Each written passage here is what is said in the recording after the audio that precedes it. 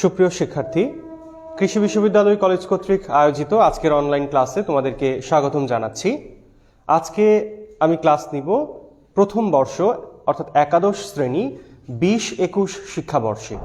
শিক্ষার্থীরা, আমরা ইতিমধ্যেই অনেকগুলো ক্লাস করে ফেলেছি। আশা করি প্রত্যেকটি ক্লাসই তোমরা বুঝতে পারছো। তারপরেও যদি বুঝে না থাকো বা কোনো টপিকে যদি কোনো ধরনের সমস্যা হয় আমাদেরকে অবশ্যই জানাবে। আজকে আমরা শুরু করব ব্যবসা সংগঠন ও ব্যবস্থাপনা দ্বিতীয় পত্রের প্রথম অধ্যায়। ব্যবসা সংগঠন ও ব্যবস্থাপনা দ্বিতীয় পত্রের প্রথম অধ্যায় আজকে আমি শুরু করতে যাচ্ছি। এর আগে তোমরা আমাকে একটু শিওর করে দাও যে ক্লাসটা ঠিকমতো শোনা যাচ্ছে কিনা বা ঠিকঠাক মতো দেখা যাচ্ছে কিনা, এবং প্রত্যেকেই কমেন্ট বক্সে তোমরা রোল নাম্বার, নাম লিখে দাও। তাহলে আমি বুঝতে পারবো যে কে কে ক্লাস করছো আর কে কে ক্লাস করছো না।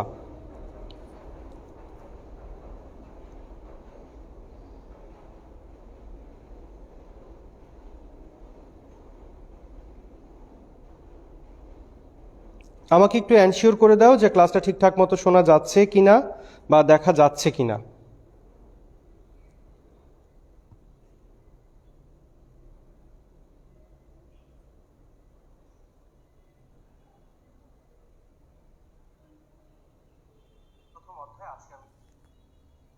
ঠিক আছে, ঠিকঠাক মতো শোনা যাচ্ছে।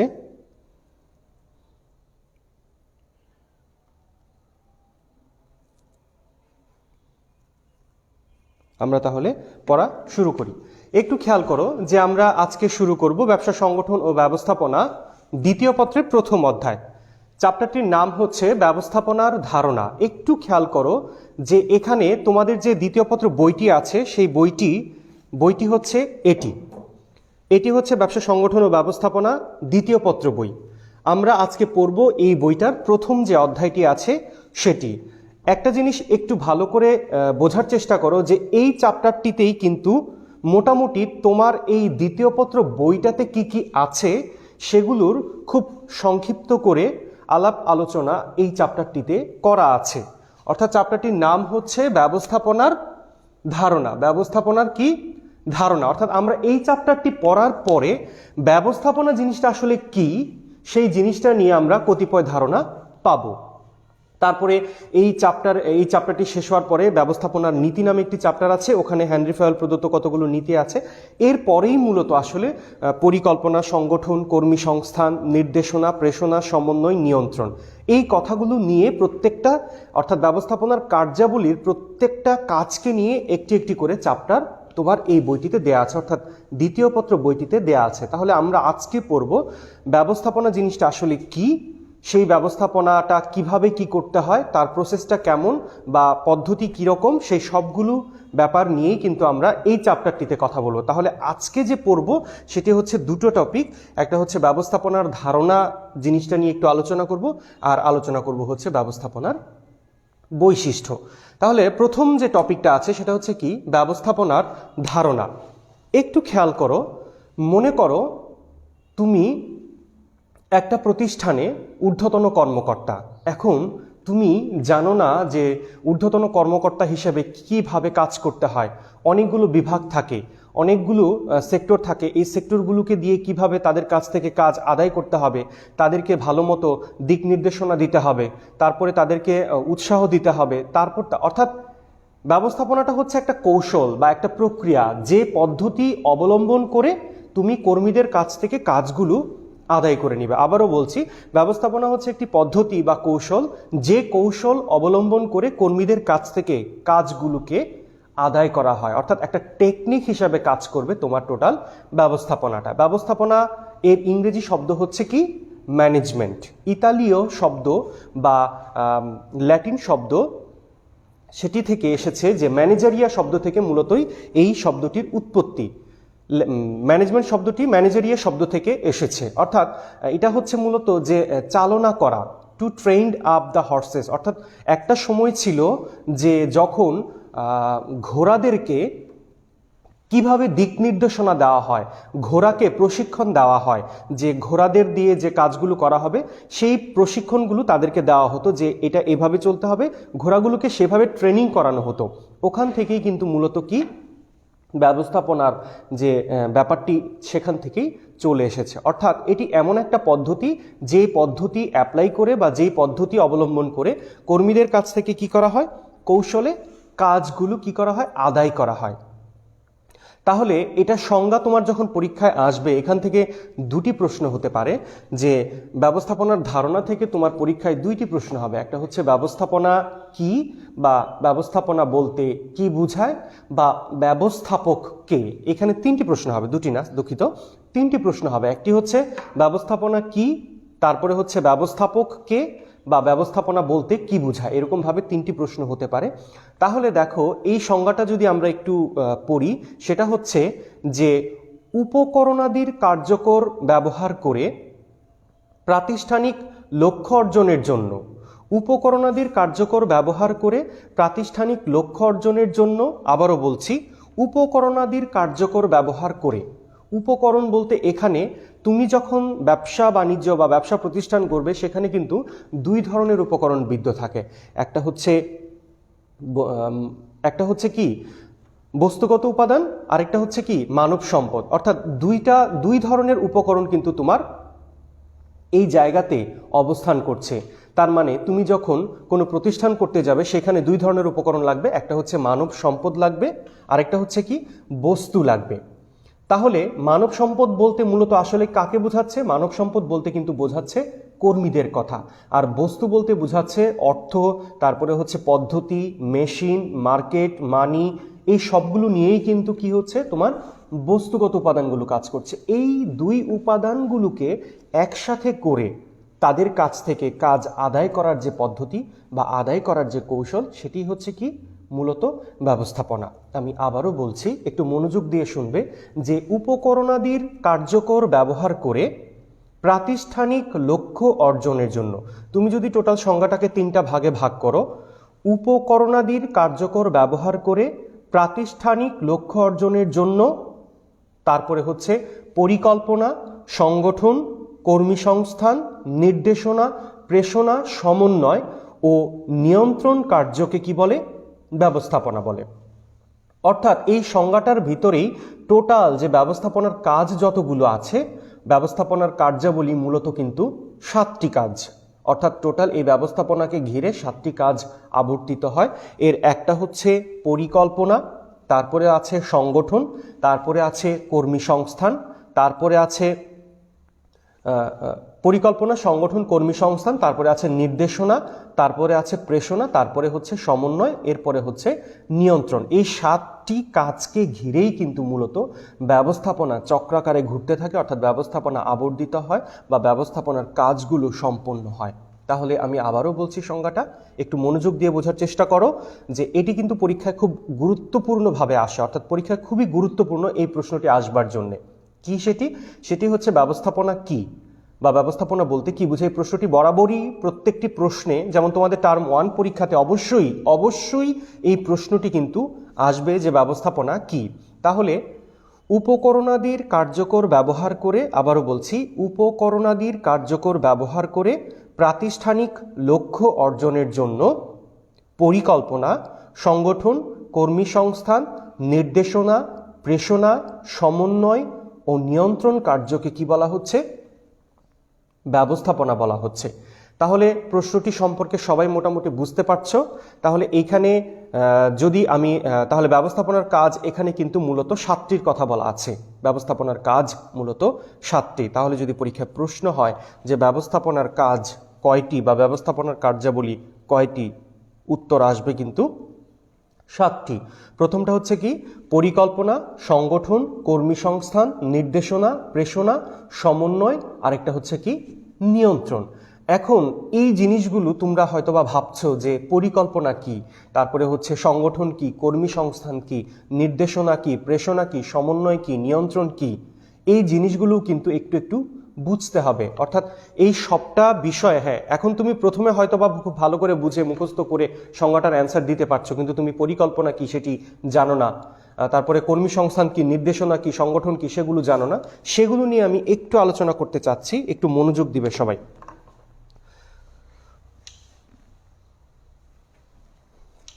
ব্যবস্থাপনা ধারণার মধ্যে সংজ্ঞাটা কি ছিল? উপকরণাদির কার্যকর ব্যবহার করে প্রাতিষ্ঠানিক লক্ষ্য অর্জনের জন্য। উপকরণাদির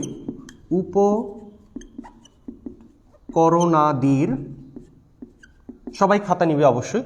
উপকরণাদির কার্যকর ব্যবহার করে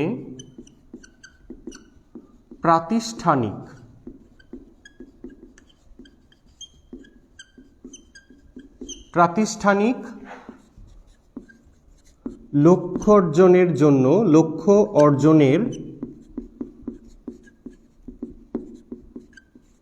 একটু খেয়াল করো, উপকরণাদির কার্যকর ব্যবহার করে প্রাতিষ্ঠানিক লক্ষ্য অর্জনের জন্য, উপকরণাদির কার্যকর ব্যবহার করে প্রাতিষ্ঠানিক লক্ষ্য অর্জনের জন্য পরিকল্পনা,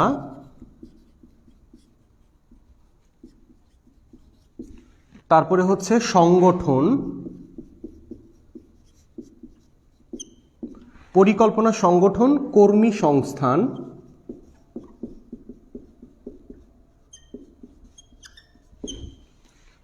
পরিকল্পনা, সংগঠন, কর্মী সংস্থান, তারপরে আছে নির্দেশনা,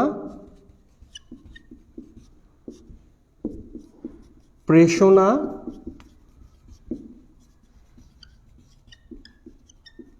সমন্বয় সাধন, এরপরে শেষে একটি আছে সেটি হচ্ছে নিয়ন্ত্রণ। একটু খেয়াল করো সবাই। তাহলে উপকরণাদির কার্যকর ব্যবহার করে প্রাতিষ্ঠানিক লক্ষ্য অর্জনের জন্য পরিকল্পনা, সংগঠন, কর্মী সংস্থান, নির্দেশনা, প্রেষণা, সমন্বয় সাধন ও নিয়ন্ত্রণ কার্যকে কি বলে? কার্যকে বলে ব্যবস্থাপনা।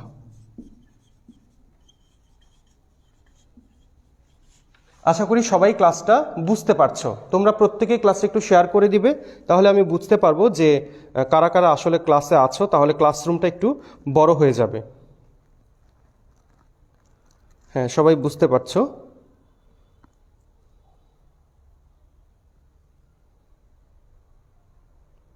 ঠিক আছে, যদি বুঝতে কোনো সমস্যা হয় অবশ্যই আমাকে জানাবে। দেখো, পরিকল্পনা, তারপরে হচ্ছে সংগঠন, কর্মী সংস্থান, নির্দেশনা, প্রেষণা, সমন্বয় সাধন, নিয়ন্ত্রণ কার্যকে কি বলে? মূলত কি বলছে হচ্ছে ব্যবস্থাপনা বলে।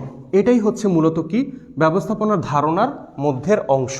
তাহলে আবারও বলছি যে ব্যবস্থাপনা শব্দটির ইংরেজি শব্দ হচ্ছে ম্যানেজমেন্ট, ইতালীয় ম্যানেজারিয়া শব্দ থেকে মূলত এটির উৎপত্তি। To trend up the horses, অর্থাৎ অশ্বকে প্রশিক্ষিত করাই ছিল মূলত, অর্থাৎ ঘোড়াকে কিভাবে ট্রেনিং দিতে হয় সেটা থেকেই মূলত কি, যে ঘোড়া কিন্তু নানাভাবে ছোটাছুটি করে, তাদেরকে বিভিন্নভাবে ট্রেনিং দেওয়া হয় যেন তারা কাজগুলো ভালো মতো করে, অর্থাৎ তারা যেন যুদ্ধে যাওয়ার সময় তাদেরকে এমনভাবে ট্রেনিং দেয় বা প্রশিক্ষণ দেয় যেন তারা যুদ্ধে জয়ী হতে পারে। এই যে প্রশিক্ষণ দেওয়া বা তাদেরকে নিয়ে কাজগুলো সম্পন্ন করা, অর্থাৎ ঘোড়ার কাছ থেকে সেই কৌশলটা কাজগুলো আদায় করা, এটাই কিন্তু কি মূলত ব্যবস্থাপনার অংশ। তাহলে ব্যবস্থাপনা হচ্ছে এমন একটা পদ্ধতি বা এমন একটা কৌশল, যে কৌশল অবলম্বন করে কর্মীদের কাছ থেকে কি করা হয়?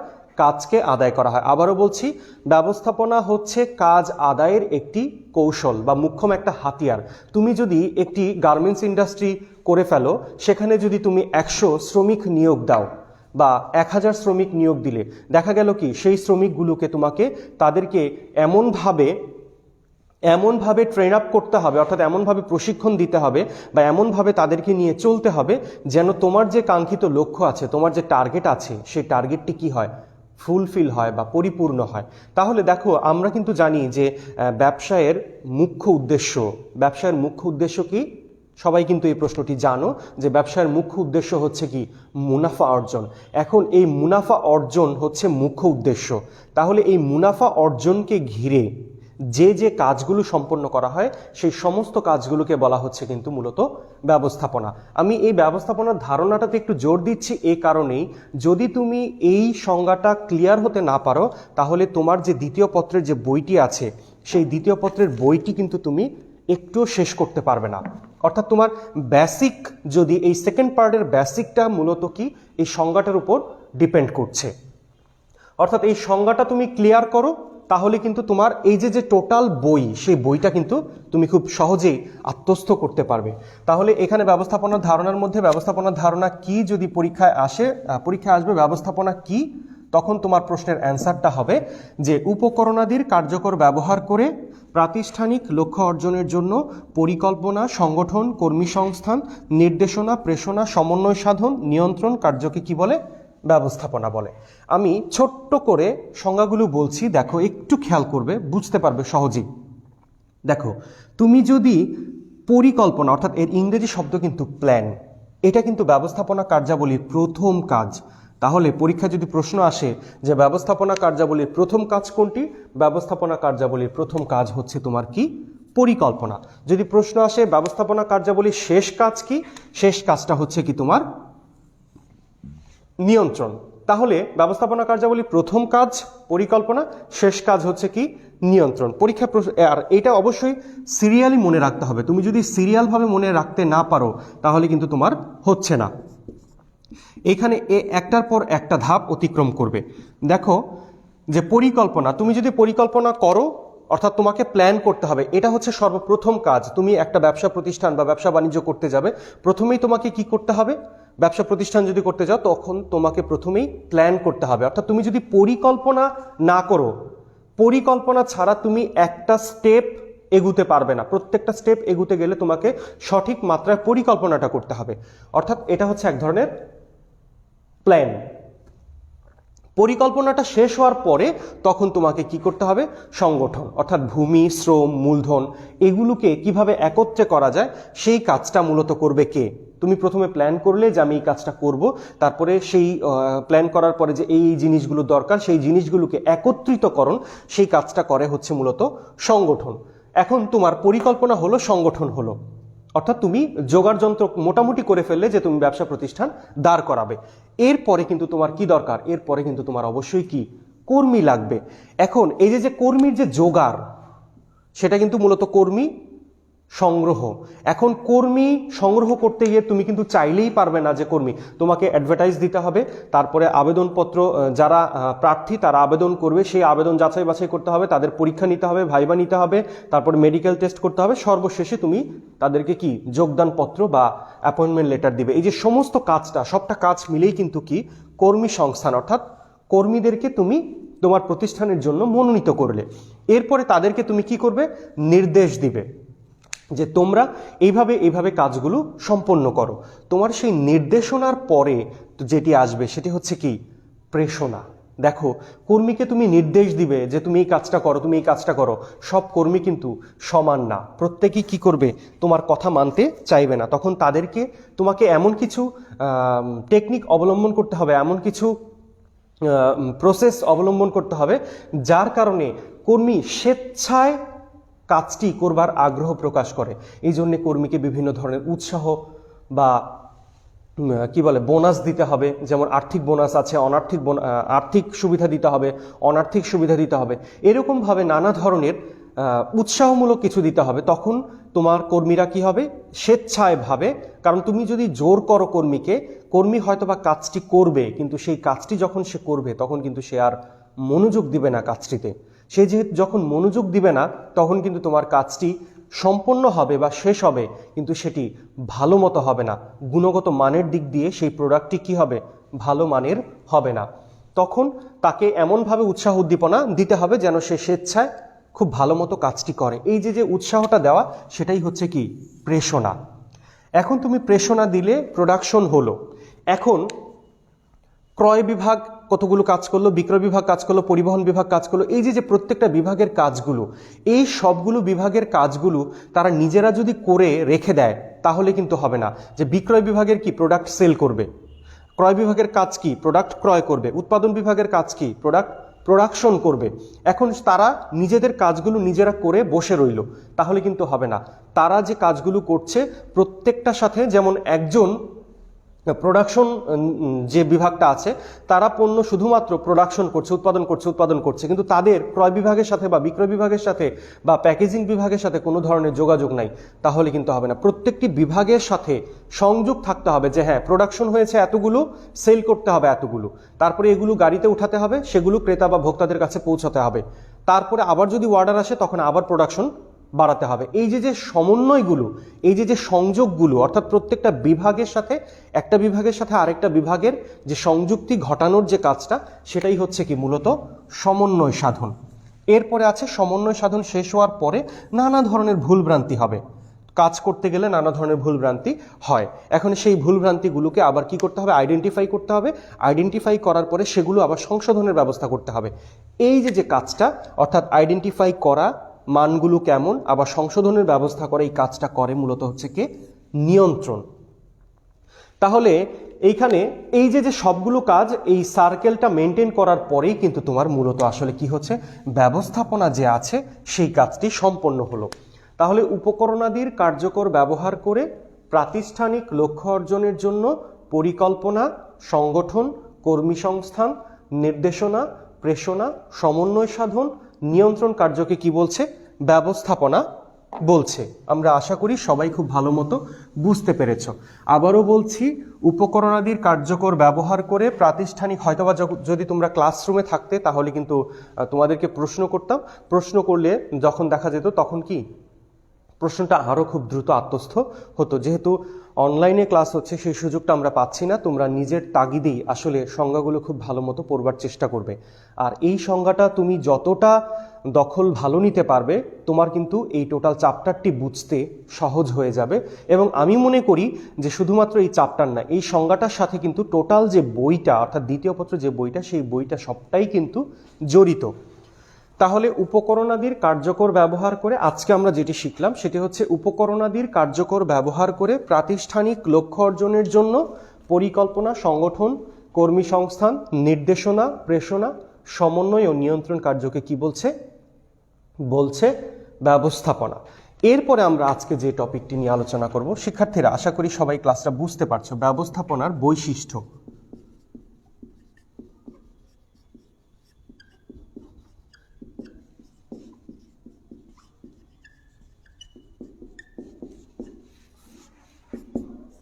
দেখো এইটা অর্থাৎ তুমি একটা মানুষ, তোমার বন্ধু আরেকটা মানুষ। মনে করো তোমরা দুইটা বন্ধু আছো, একজনের নাম কামাল, আরেকজনের নাম হচ্ছে জামাল। এখন দেখো এইখানে দুইজনের চেহারা কিন্তু দুই রকমের, প্রত্যেকের চেহারা কিন্তু একই রকমের না। অর্থাৎ একজন হয়তোবা একটু ফর্সা, আরেকজন কালো, বা একজন লম্বা, আরেকজন বেটে। এরকম ভাবে কি তাদেরকে আইডেন্টিফাই করবার জন্য কিন্তু অনেক ধরনের সিমটম তাদের মধ্যে বিদ্যমান থাকে।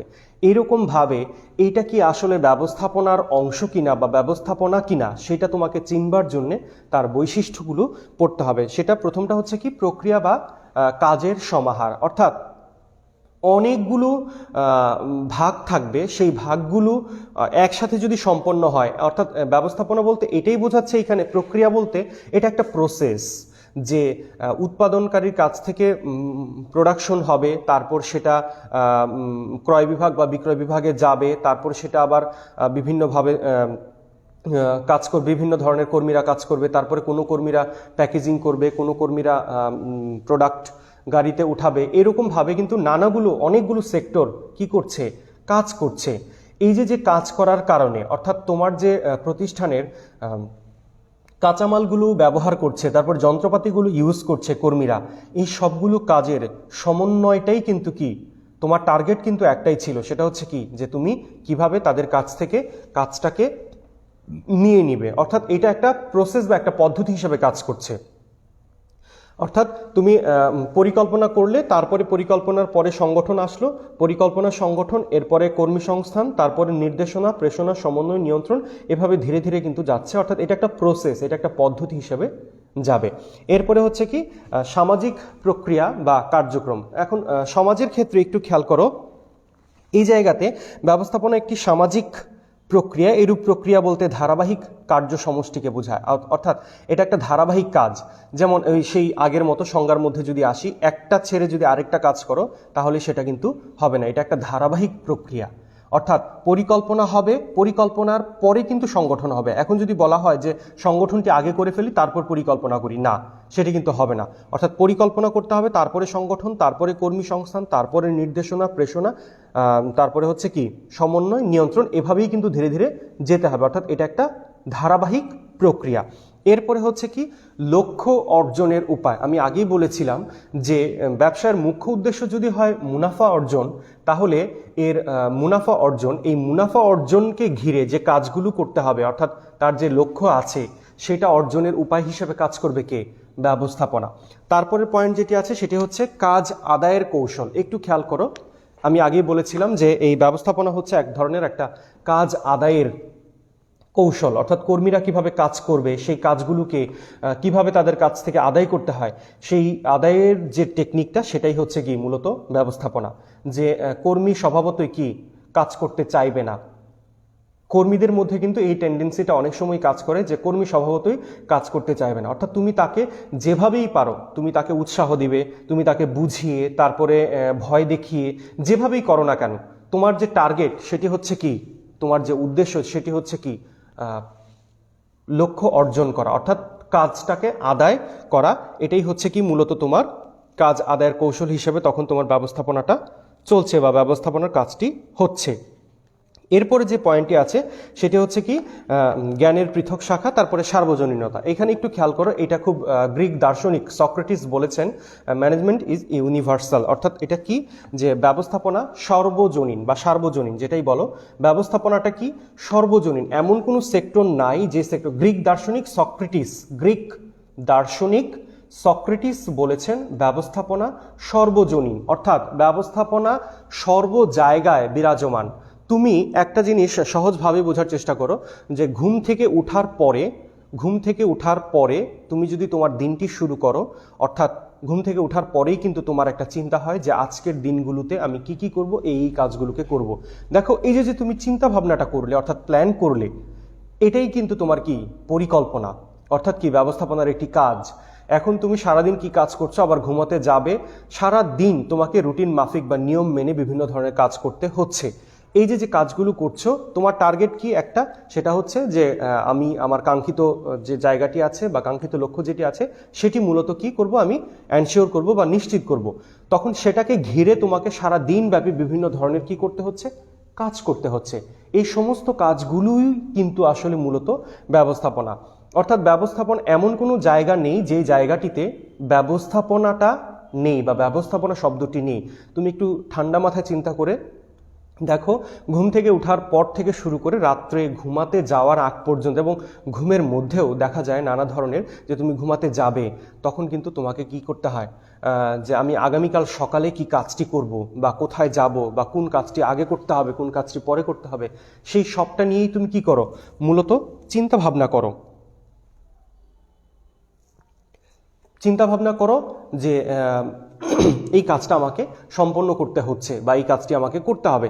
এই সবটাই তখন কি ব্যবস্থাপনার অংশ, কারণ টার্গেটটাই হচ্ছে যে এটা হচ্ছে একটা কাজ আদায়ের কৌশল, প্ল্যান মাফিক বা রুটিন মাফিক যেটি করতে হয় সেটি আসলে মূলত ব্যবস্থাপনার অংশ হিসেবে কাজ করছে। দেখো এই জন্যই কিন্তু গ্রিক দার্শনিক সক্রেটিস বলেছেন ব্যবস্থাপনা সর্বজনীন।